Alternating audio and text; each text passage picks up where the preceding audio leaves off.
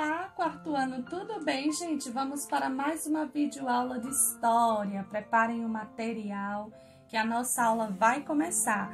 Hoje nós trabalharemos a revisão aí, né? Lembrando que as nossas avaliativas estão se aproximando e a Pro, nesse vídeo, vai estar fazendo com vocês aí uma revisãozinha para que vocês possam estar se organizando e estudando para essa nossa avaliação, ok? Então, nesse vídeo será revisado aí Expedições Exploradoras, né, que está presente aí das páginas 96 a 98, primeiros anos de domínio português, na página 101, período colonial, na página 103, e capitanias hereditárias, nas páginas 105 e 106.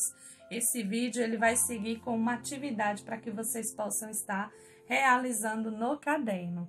Vamos lá, gente? Bem, em se falando de expedições exploradoras e guarda-costas e colonizadoras, o que a gente pode comentar, né? A gente sabe que no período pré-colonial, né, Portugal, por exemplo, ele não demonstrava muito interesse aí pelo Brasil. Por quê, Pro? Porque nessa época estava ganhando muito dinheiro com comércio, produtos vindos do Oriente, então eles não tinham muito interesse não, tá? Mas aí o tempo foi passando, a falta de interesse de Portugal fez com que outros países, né, por exemplo, espanhóis, holandeses, ingleses e franceses rondassem aí o nosso território, já que o fato de os portugueses terem desembarcado primeiro aqui não lhes garantia, né, a posse das terras.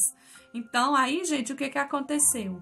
O rei de Portugal ele começou a mandar expedições para o litoral brasileiro, né, a fim de checar se existiam riquezas a serem exploradas e colonizadas, né, ocupando as terras. Posteriormente, caso houvesse realmente a presença de uma riqueza notável. Então, essas primeiras expedições, elas são chamadas de expedições exploradoras, né? Fato em que ele estava tentando explorar algo que existisse por aqui. Tá? Então, a primeira riqueza brasileira explorada por Portugal foi a madeira do pau-brasil, né? Como a Pro mencionou anteriormente em aula, esse processo de devastação ele começou bem lá atrás, justamente nesse período aí, tá? No começo, por exemplo, os indígenas eles trocavam essa madeira por tecidos, colares, facas, espelhos, machados, por objetos que eles não conheciam. Então, para eles era uma novidade, tá? Então, com o tempo, outras pessoas se interessaram em comercializar com os indígenas, né, então as toras de madeira, por exemplo, passaram a ser armazenadas em feitorias, ou seja, construções ao longo do litoral que serviam para guardá-las, para que não fossem roubadas. Então, naquele momento, essa madeira ela se tornava uma preciosidade. Tá? Então, Portugal ele precisava proteger as terras descobertas, então ele resolveu mandar expedições da guarda-costa, né? De guardas-costas, né? Onde eles iriam tomar de conta, né, dessas áreas e desses produtos que estavam sendo aí um novo recurso a ser explorado. Então, o objetivo dessas expedições era o quê? Patrulhar o litoral e aprisionar aí os navios, né, dos franceses, evitando assim o quê? O contrabando do pau-brasil. Tá, gente? Eles disputavam muito, então quando eles percebiam que havia riqueza, eles começavam a brigar por isso. Tá? Então, as expedições, elas eram comandadas por quem? Por Cristóvão, tá, gente? Porém, como o litoral brasileiro era muito extenso, ele não conseguiu tomar conta de tudo. Então, diante da dificuldade, o rei de Portugal, ele foi aconselhado a ocupar as terras para evitar o quê? Invasões, e resolveu colonizar o Brasil. Então, ele enviou pessoas para morar em nossas terras. Tá, gente? Essa expedição ela foi comandada aí por Martins Afonso de Souza, né? E trazia o quê? Semente, animais domésticos, instrumentos de trabalho, tá? Também vieram alguns colonos e o irmão de Martim Afonso, certo? Chamado de Pero Lopes de Souza, para morar nas terras brasileiras. Então, em breve, o rei de Portugal, no caso, ele iria ele entregaria outros trechos do Brasil, sendo ele chamado de capitania hereditária, como a gente já trabalhou, né, e explorou em conteúdo. Tá, gente? Então, veja assim que foi um período muito conturbado, certo, gente? Em relação aos primeiros anos de domínio português, esse período ele vai de 1500 a 1530 e é desconhecido como um período aí, na verdade, ele é conhecido, né? Ele ficou marcado, ele ficou caracterizado como um período pré-colonial, certo? Então, os portugueses que estavam envolvidos com o comércio asiático, por exemplo, eles não tinham o suficiente para iniciar um domínio efetivo do Brasil. Então, todos os contatos eram feitos lá na costa, negociando o que? A extração do pau-brasil com os indígenas. Então, a partir de 1530, né, várias expedições mapearam a costa brasileira e, eventualmente, eles estabeleceram aí feitorias fortes, né, que guardavam o território português de invasão francesa, tá? Então, nessa época, foi muito importante o que? A expedição comandada por Martins Afonso, né, de Souza, que em 1532, por exemplo, fundou aí a primeira vila brasileira, né, que era São Vicente. Logo depois, ele fundou o que? A Vila de Santo André, ambas atual estado de São Paulo, tá, gente? Então, foi um período, assim, muito marcante na nossa história. Em relação ao período colonial, gente, ele começou lá em 1530, tá? Quando Portugal toma posse do Brasil.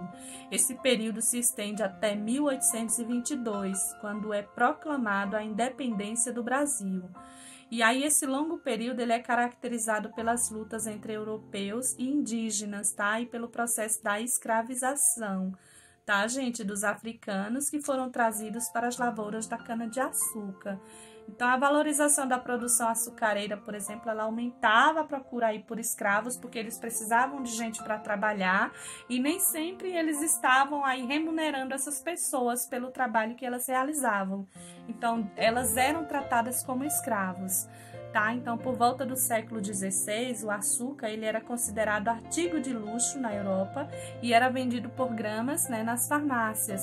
Então, a cultura em si da cana-de-açúcar, ela foi responsável aí pelo povoamento, o agrupamento, o nascimento aí da sociedade, né, do litoral brasileiro e pela fixação dos colonos na terra. Então, no período colonial, muitas cidades foram fundadas, crescendo posteriormente graças aí à compra e à venda da produção local desses recursos, tá, gente? Então, o período colonial, ele foi o mais extenso da nossa história e ele foi nele que muitas revoltas aconteceram aí pela insatisfação com o domínio português aí e a cobrança de impostos, tá? Então, nesse período aí, o povo brasileiro foi miscigenado, ou seja, houve uma mistura, né, de tipos diferentes de culturas, de raça, né? Ou seja, as etnias, elas começaram a se misturar e dar origem aí a essa diversidade que a gente tem dentro da cultura brasileira, tá, gente? Então, em relação às capitanias hereditárias, o rei de Portugal, por exemplo, ele precisava ocupar e colonizar o Brasil.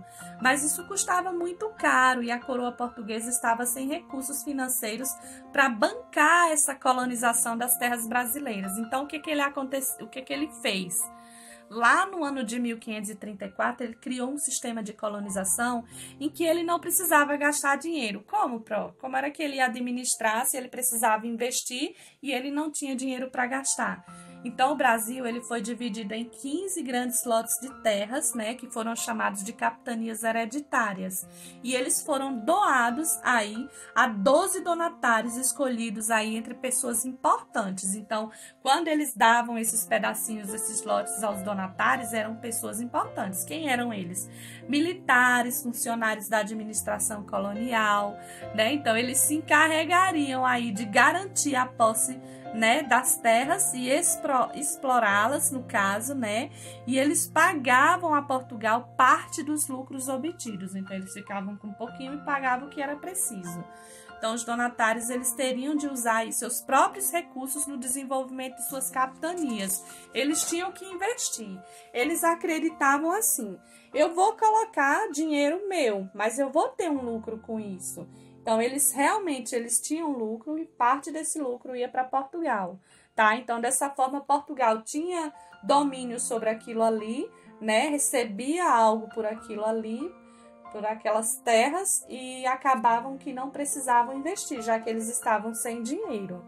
Então, o sistema de capitania hereditária, ela fracassou, tá? Ela não conseguiu prosperar, né? Muitos donatários não se interessaram pelas terras que receberam e outros não tinham recurso suficiente para colonizar suas capitanias, né? E aí acabaram aí perdendo interesse, né? Então, aí os franceses e corsários ingleses, né, acabaram atacando, né, gente? Então, eles sofreram, na verdade, ataques aí dos indígenas, né, também, tá? Então, porém, as duas capitanias, elas conseguiram vingar, elas conseguiram se desenvolver, elas não se perderam, que foram a de São Vicente, né, onde o donatário era Martim Afonso de Souza, e o Pernambuco, e Pernambuco, no caso, que tinha como donatário Duarte Coelho, tá? Então, elas conseguiram aí se superar em relação às suas dificuldades, se desenvolveram, mas algumas, né, acabaram não conseguindo. Então, devido a essa falta de sucesso das capitanias, o rei de Portugal, ele decidiu participar aí de um processo de colonização e, para isso, criou no Brasil um governo geral que tinha como objetivo dar assistência a todas as capitanias em nome do governo de português. Então, surgiu aí uma nova forma de administração. Ok, gente, essa foi a nossa aula de hoje. Esse vídeo ele segue com uma atividade para que vocês possam estar realizando, certo? E não deixem de fazer, tá, gente? Realizem a atividade e mandem a foto para a Pro, ok? Um super beijinho para vocês e até a nossa próxima aula. Tchau, tchau!